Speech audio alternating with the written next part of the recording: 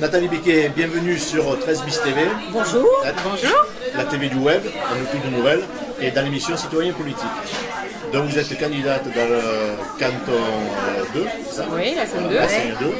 Et donc départementale, on dit maintenant, c'est ça? C'est ça, c'est ça. Et voilà, donc on vous a demandé de mener un objet. Voilà, un objet personnel qui retrace normalement une partie de votre vie ou quelque chose. Donc vous êtes une passionnée, hein, on ne va pas le nier. Absolument. Voilà. Non. Alors vous pouvez nous en parler? Oui, vous avez amené cet objet. C'est-à-dire que je fais en fait de la sculpture depuis très longtemps, puisque j'ai commencé, j'avais 11 ans, c'était vraiment dans le cadre de l'école.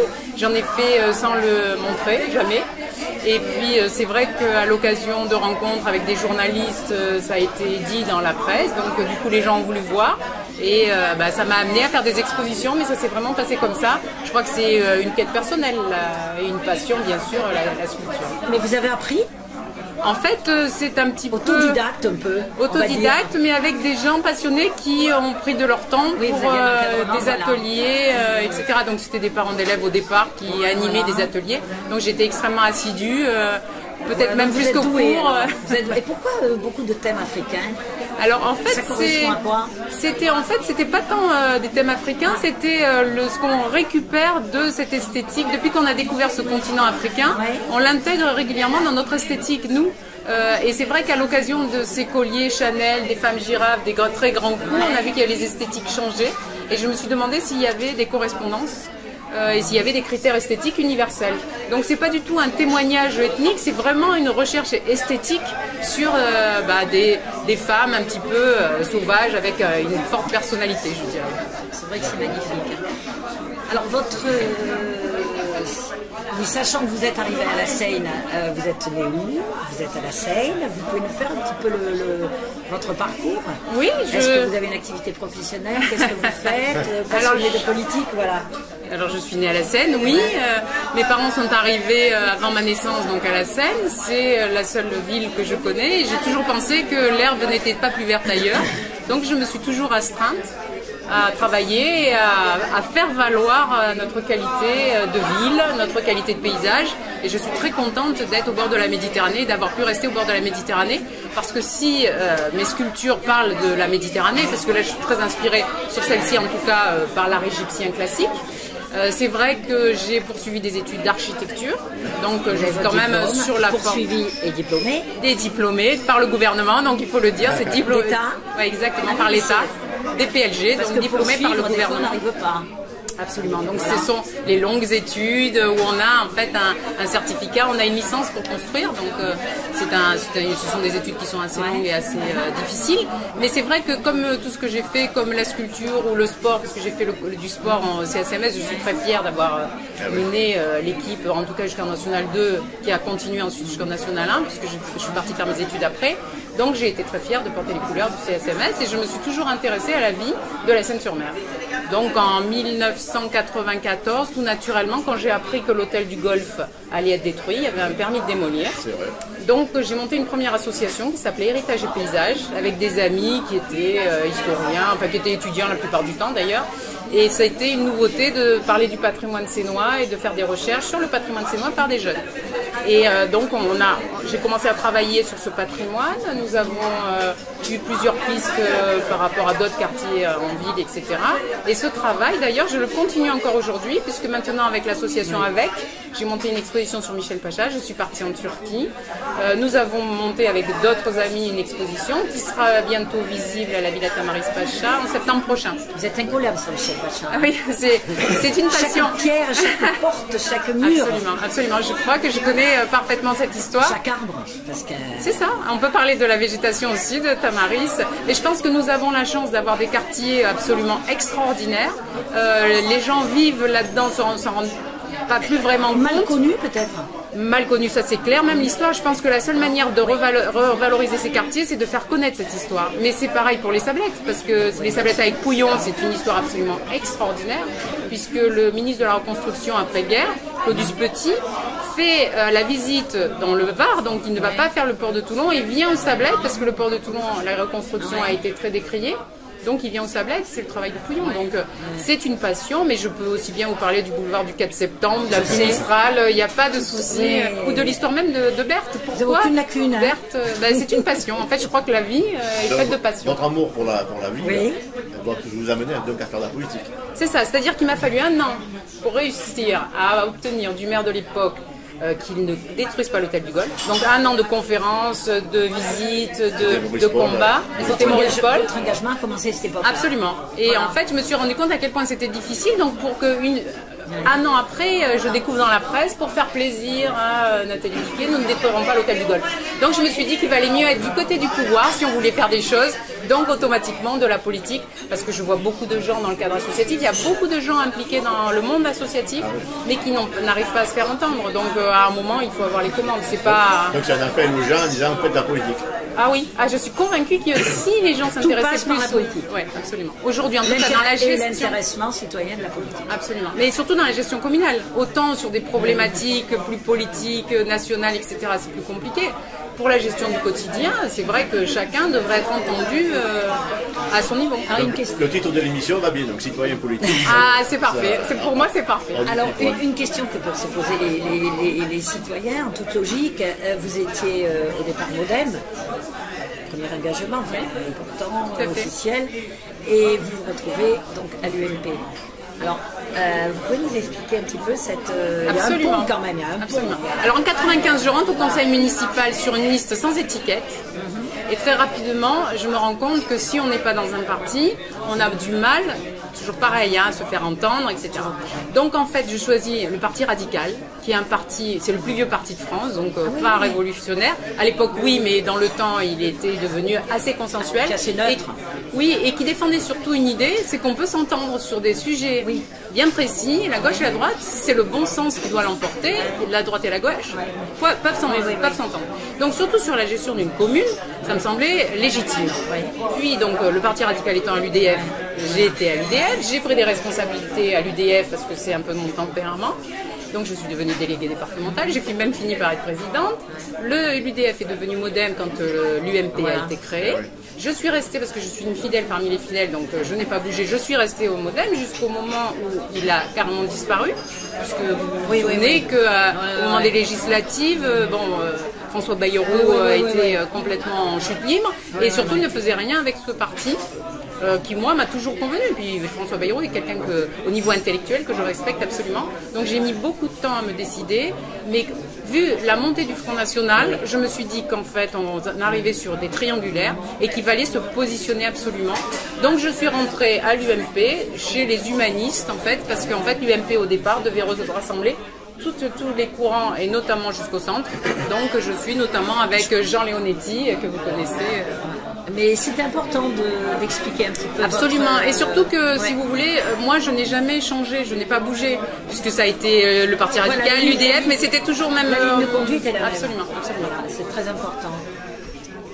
Continue, vas-y. Ah non, moi oui, quelle serait la priorité, votre priorité, par exemple, si vous étiez élu en tant que conseiller départemental. Déjà, je pense qu'il faudrait travailler à requalifier nos quartiers. C'est-à-dire qu'on voit ce que les gens attendent, c'est que ça fonctionne mieux. Et c'est vrai qu'en entendant les CIL, il y a des ronds-points qu'il faudrait faire pour que la circulation soit plus facile. Il y a des embellissements qu'il faudrait faire, notamment au niveau des sablettes. Et je parle là vraiment dans le cadre des capacités du Conseil général. Parce qu'il ne faut pas confondre les aménagements, remettre en état les sablettes. On ne peut pas le faire dans le cadre du Conseil général. Les conseils départementaux, il faut avoir une harmonie. Non, mais oui, mais c'est pareil. Conseil général et conseil départemental, ça va s'appeler le Conseil départemental, mais aujourd'hui c'est le Conseil général. Non, mais en revanche, il y a notamment des budgets au niveau du tourisme qu'on peut provoquer, qu'on peut développer sur les quartiers, en tout cas à valoriser à la Seine-sur-Mer. Et puis il y a une chose très importante, c'est d'avoir un cap. Je crois qu'aujourd'hui on manque de ça, d'avoir un cap, de savoir ce qu'on veut défendre comme idée. Et même dans le cadre du conseil départemental, on peut très bien imaginer que la fête des pêcheurs à Saint-Elme, c'est important. Aujourd'hui, il n'y a aucun moyen qui est mis. On ne diffuse pas l'information sur cet événement. Et pourtant, c'est vraiment notre qualité de petit port de pêche méditerranéen. C'est la culture, et la culture est un support énorme pour revaloriser notre ville. Et je pense qu'on aura, au niveau du conseil départemental, des moyens. Mais le département aujourd'hui, la majorité de votre parti politique, ça veut dire qu'il a échoué là-dessus? Ah non, je pense qu'il faut être complémentaire. Je vois. Il y a des trucs à faire changer, à bouger peut-être?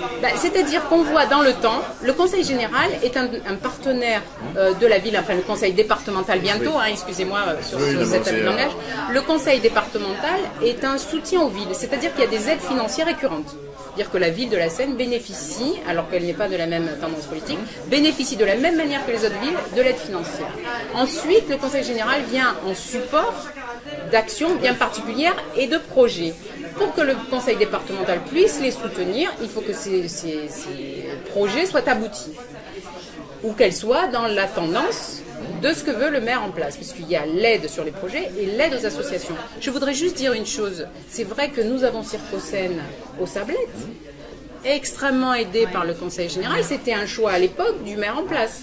Donc on voit bien que le conseil général va dans ce sens. Mais nous avons eu les travaux de l'avenue Mattei devant le Bali qui ont été réalisés avec un soutien financier de 2,1 millions du conseil départemental.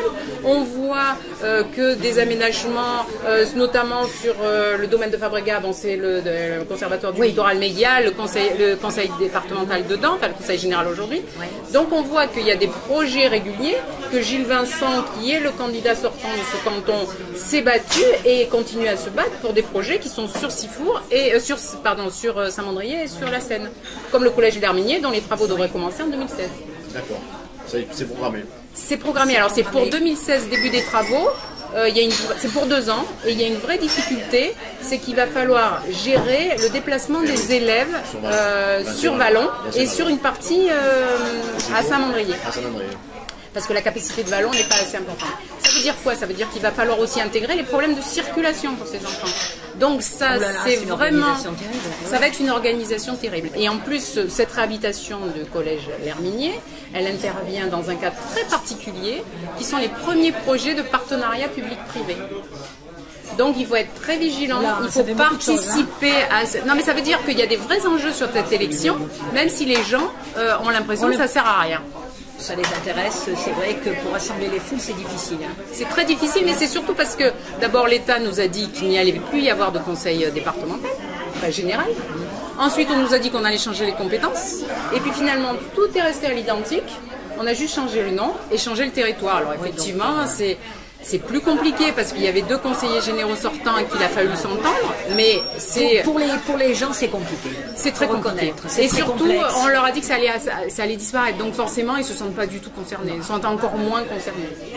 Alors vous, il y a ce potentiel maire qui est extraordinaire, dont vous défendez les idées et les projets depuis combien? Depuis 10, 15 ans, c'est quelque chose de magnifique. Non, on n'a plus compté, 20 ans, plus de 20 ans. 20 ans, parce que c'est quand même un potentiel magnifique, on a l'impression qu'il y a un peu de gâchis quand même, que ça n'est pas exploité, alors qu'on arrive à avoir de grosses sociétés comme l'Ifremer, comme Monaco Marine, comme quand on passe à l'intérieur de là, on voit toutes ces sociétés, et il y a quand même de l'industrie, alors pourquoi? Alors, les citoyens se disent, mais pourquoi on n'arrive pas à développer avec... On a quand même tous les atouts en poche. Tout à fait. Alors je pense que bien sûr, même s'il y a aujourd'hui différents échelons de décision entre la commune, TPM et le département, tout vient de la mairie et des décisions qui sont prises par la municipalité. Aujourd'hui, on a des sites absolument fabuleux. Et ce nouveau canton, alors au début c'est un peu incongru parce que c'est Sifour, la Seine-Sud et Saint-Mandrier, c'est ça le nouveau canton.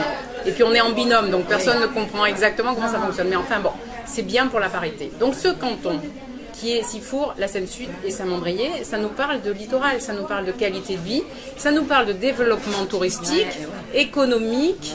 On est vraiment, et éventuellement ludique, on est vraiment sur une stratégie qui est cohérente par rapport à ce canton. Et effectivement, ça fait des années que je me bats, et notamment sur les friches qu'on trouve à Balaguier, même si ce secteur n'est plus vraiment dans le canton, on peut attendre des projets beaucoup plus porteurs économiquement, au niveau de la qualité des paysages, etc., que de juste les construire et les bétonner de manière anonyme et banale. Donc ça fait des années... Elle est que municipale. l'élément déclencheur, c'est la municipalité. Là, sur Bois Sacré, je me base sur ce projet contre le projet de 374 logements qui rapidement deviendront 700. Hein. Faut pas se leurrer. Donc, je me base sur ce projet parce que en face du terminal des croisiéristes, sur un site aussi exceptionnel sur la rade de Toulon, on peut attendre un autre projet. C'est pas tant au niveau de, on faut rien faire, non, il faut faire mieux. Et c'est là où on se bat. Mais c'est pareil pour la corniche de Tamaris.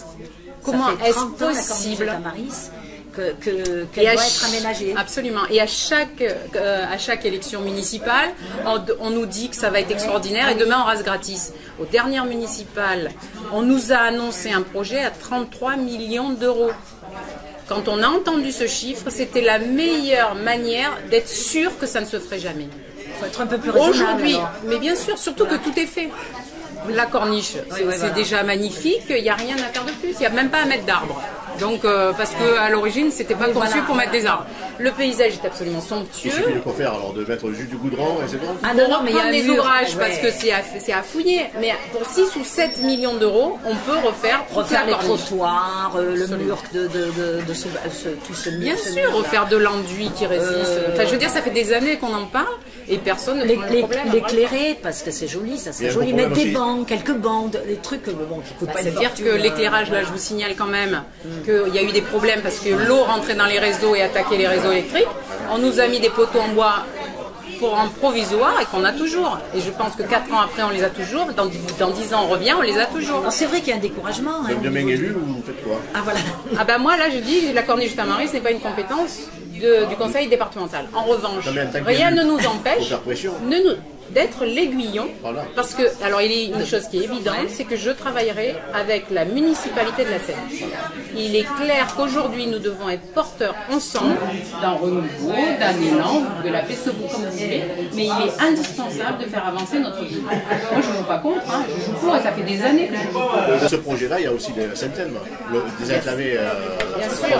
Oui, il y a tout le projet des ans. Mais ça, quand on est élu, on a plus la main pour agir sur les projets. Plus de pouvoir, logiquement. Hein, voilà. Après, les arbitrages financiers se font au niveau de la direction, mais ça ne nous empêche pas de défendre notre projet et notre ville, et donc c'est dans cet esprit que je le fais. Les citoyens vont mobiliser pour ça. Exactement, mais j'espère bien. Et on fait la campagne en disant que c'est une élection de proximité. C'est pas du tout sur des thèmes nationaux. On n'est pas à l'idée de dire que c'est sur la sécurité. Pour nous, c'est une élection locale. Surtout qu'on ne parle pas de ce qui est la majeure compétence du conseil départemental, qui est le social. Le social et les solidarités en général, c'est-à-dire que c'est les allocations pour la perte d'autonomie des personnes âgées, c'est le handicap, c'est la maltraitance de l'enfance ou des femmes. C'est le premier budget, c'est 70% de son budget. Donc là, on pourrait parler là, si on parle des compétences sérieusement, il faudra qu'on parle de ça, mais ça fait partie des choses qui touchent tout le monde à titre individuel. Alors, question qui fâche. J'adore les questions qui fâchent. La Seine a une grosse dette, comme beaucoup de villes, enfin particulièrement la Seine. Alors les projets, j'essaie de me mettre à la place du citoyen. On fait des projets, ces projets ça coûte. Est-ce que logiquement, par chronologie, comment éponger cette dette? Alors là, c'est bien. Alors, gros problème. On en rediscutera au moment mais on peut donner les grosses lignes. Alors, je vais vous dire une chose. Il y a un gros endettement à la Seine, mais il y a un gros budget. Il y avait un article dernièrement aujourd'hui qui a été aidé. La Seine a toujours été aidée. La Seine est aidée et elle a été aidée par le Conseil général notamment au-dessus de ce qu'elle aurait dû, 30% au-dessus, et sur des budgets de fonctionnement. Donc il y a de l'argent. Il y a de l'argent et il y a des choix. La politique, c'est un budget et des choix. Après, les choix, ils appartiennent à ceux qui ont été élus. Ils sont responsables par rapport aux citoyens qui les ont élus. Si les choix ne correspondent pas, moi, très sincèrement, je pense qu'on a beaucoup parlé des emplois à la Seine-sur-Mer. On aurait dû arrêter les emplois. Ça ne s'est jamais fait. Personne n'a jamais arrêté les embauches. Et pourtant, quand on voit comment ça se passe, il vaudrait mieux qu'on aide les gens à se former en interne, qu'on fasse des primes à la valorisation et à l'engagement, plutôt que de toujours embaucher des gens en disant il nous en manque là, il nous en manque là. Parce que naturellement, effectivement, il y a un besoin d'embaucher parce qu'il y a des départs à la retraite. Mais là, nous arrivons à un moment où il y a un papy boom. Il faut le savoir, ça correspond au baby boom des années d'après-guerre. Donc forcément, là, il y a possibilité de faire quelque chose. Chacun s'engage à la hauteur de sa vision de la politique. Moi, je suis une pragmatique. Il y a un problème, il y a une solution. Mais en revanche, ça n'exclut pas l'humain. Moi, je suis extrêmement proche des gens, je suis à l'écoute de tout le monde, parce que je crois que c'est ensemble, on pourra arrêter les choses. Alors, on va faire court, le mot de la fin. Alors, la citoyenneté pour vous, c'est quoi? Là, la citoyenneté, pour vous, c'est quoi? C'est une bonne question, je vous remercie de l'avoir posée. La citoyenneté, c'est l'engagement, c'est la responsabilité. C'est-à-dire qu'effectivement, les gens attendent toujours qu'on fasse des choses pour eux, mais il y a un retour. Qu'est-ce qu'on fait pour la société? Et ce que je vous disais tout à l'heure, je pense qu'on n'en serait pas où on en est à essayer de se battre contre le Front National ou contre des extrêmes, si tout le monde était engagé, si tout le monde s'intéressait à ce que disent les politiques. Parce que c'est bien facile, après de dire on n'a pas des bons politiques, ils sont tous mauvais. Mais je crois qu'à un moment, parler c'est bien, agir c'est mieux. Merci, d'être venu. Je vous remercie. Bonne continuation. Merci.